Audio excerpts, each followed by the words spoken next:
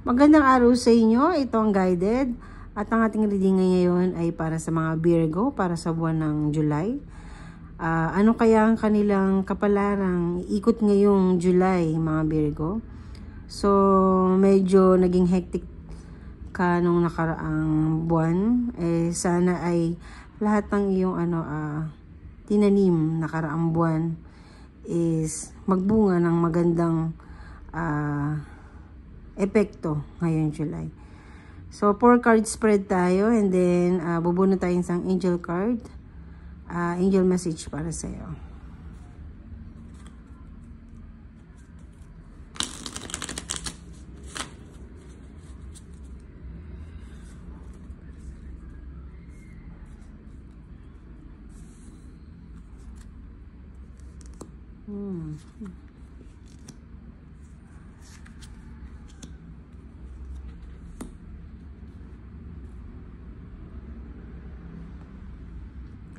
So, ngayong July, Virgo, is, iikot ang iyong buong July about your recovery from suffering in the past few months. Hindi lang nung nakaraang buwan, kundi pagpasok pa lang ng taon. So, and kind of revert for you.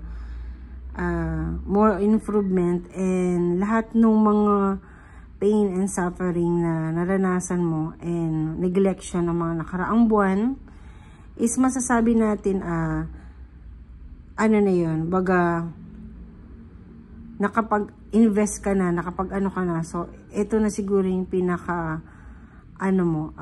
tubo, which is maganda na yung inilabas mo na lahat kung ano man. And then, itong July na to yung pinaka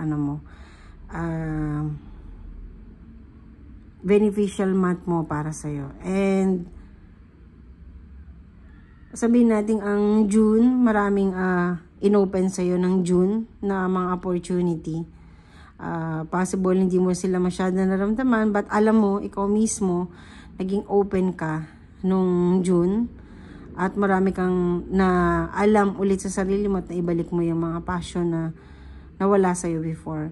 And ngayong July, magbubunga lang lahat na yun. At for you is, may kita mo na yun, and you will be recovered this July for your trauma.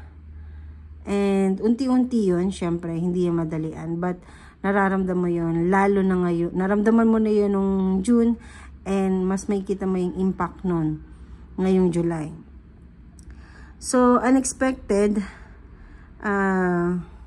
some delay, and yun nga, medyo magiging defensive ka ngayong ngayong July, kung saan mataas yung anxiety mo siguro dahil ngayon sa mga past trauma mo. So, iniisip mo ngayong July baka magbalik pa kung ano man yun. So, kung meron kang mga ganong klase ng anxiety ngayong July, siguro let loose lang. Diba sabi nga nila minsan kapag may mga problema na dumarating sa atin, hindi natin makontrol, let go na lang natin, hayaan na lang natin mag-flow. Ang hirap actually tanggapin minsan or isipin yung mga ganong bagay kasi paulit-ulit pa rin yan sa isip mo. But letting go, maybe some point nangyari na rin sa akin na bigla nagkakaroon ng positive reaction or positive result yung pag-let go. But sometimes bumabalik pa rin yung mga stress, pero siguro i-master na lang yung letting go na sinasabi. And kung may mga tao man na gustong or kinatatakutan mo or kailangan mo pang paliwanagan or whatsoever, tignan mo na lang siguro kung di pa naman mangyari ngayon, mangyari pa naman sa mga susunod na araw o susunod na buwan. Siguro isang tabi mo na lang muna siguro sila at iyaan mo lang muna ang Panginoon ang gagawa ng paraan sa'yo para masettle yung lahat na yung bago pa dumating yung bagay na kinatatakutan mo. And in yung mga tipo unexpected mo, and some difficulties mo lang siguro is yung kung about siguro to financial matter whatsoever na darating sa iyo ngayong July. Medyo some difficulties mo lang is pagpaplano, pagbabudgeting. But syempre ano pa rin yun pa rin yung bagay na kukumpleto sa'yo ngayong July.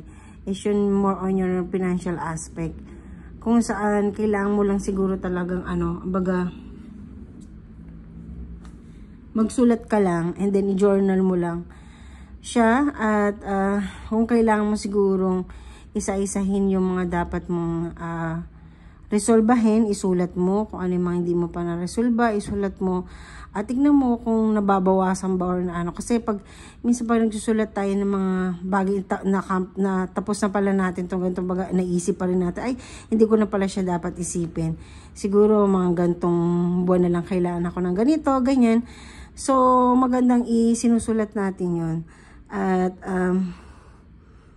ano lang siguro yung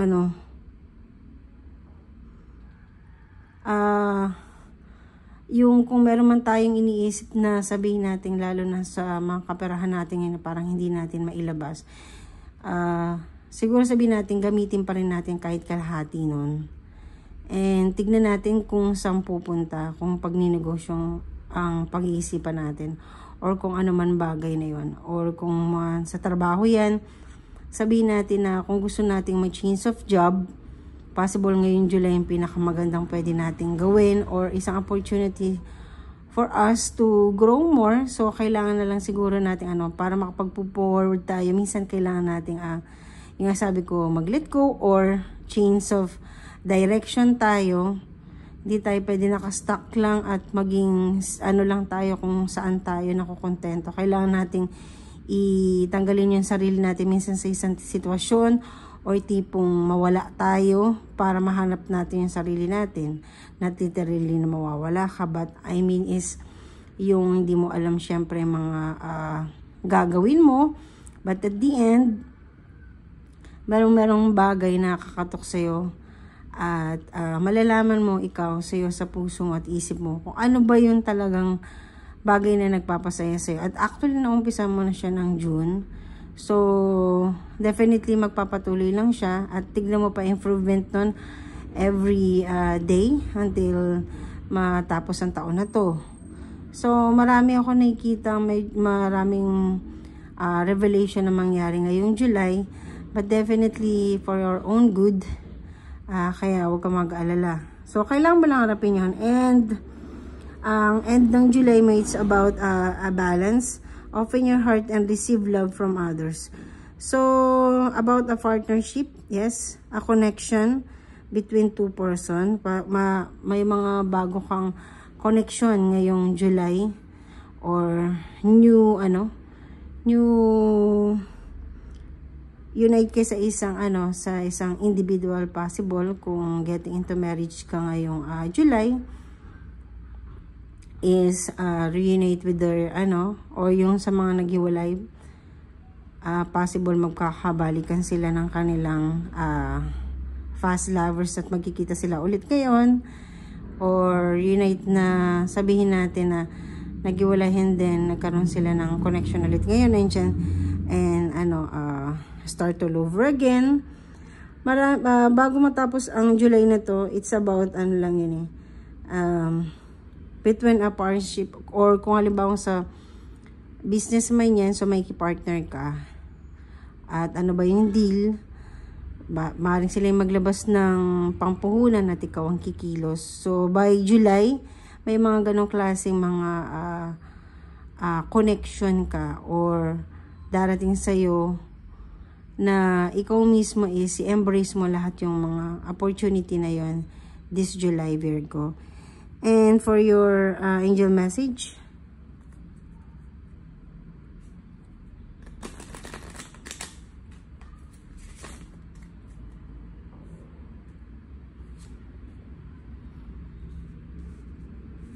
sabi ninyong angel is take action. So, kung ano man yung mga naumpisahan mo na, pagpatuloy mo lang yan dahil bibigyan ka ng guide ng Panginoon natin nasa taas, at ginamit yung anghel niya para idaling ka dun sa tamang sabi nga nila, di ba,